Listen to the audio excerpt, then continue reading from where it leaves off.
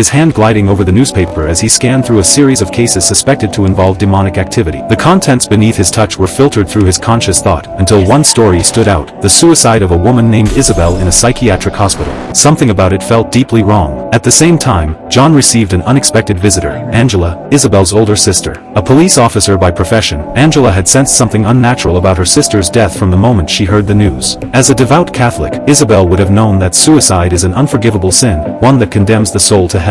While reviewing the surveillance footage from Isabel's final moments, Angela noticed her sister whispering the name Constantine with her last breath. Determined to uncover the truth, she turned to John for help. But John, already burdened with his own troubles, was reluctant to take on another case. Just then, the holy water stored inside his room began to tremble. Outside the window, hordes of demons swarmed across the sky. Things were suddenly getting interesting. John rushed out and soon caught up with Angela, who had walked away in frustration. He began explaining what sounded like an outlandish concept: a long-standing pact between God and Satan. Neither side could interfere directly in the human world. They could only influence people through subtle persuasion or temptation. Humans alone must choose their path, heaven or hell. The three realms, heaven, earth, and hell, existed in parallel but separate dimensions, never to be forcibly crossed. To Angela, it all sounded absurd. But as darkness closed in and the atmosphere grew ominous,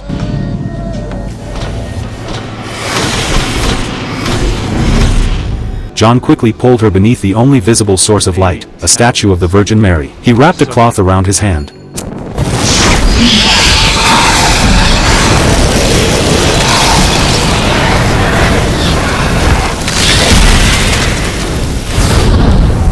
And a burst of sacred brilliance erupted, driving back the lurking evil. The street returned to normal in an instant, yet the air remained thick with the lingering smell of sulfur, the unmistakable scent of hell. It was clear now, this horde of infernal enforcers had risked exposure all for Angela. Connecting this to recent unusual activities from the forces of hell, John changed his mind. He agreed to accompany her back to her apartment. There, he prepared for a dangerous journey. He placed a basin of water before a chair, water being the essential medium for passage between hell and the physical world. Then he picked up Isabel's cat, a creature known for its strong spiritual sensitivity, capable of moving between the realms of the living and the dead. When everything was ready, John submerged his feet in the water and asked Angela to leave the room. Gazing intently into the cat's eyes, he began his descent. The moment the door clicked shut, the lights flickered, the water boiled, and time itself seemed to freeze. When his senses returned, John had already set foot in hell.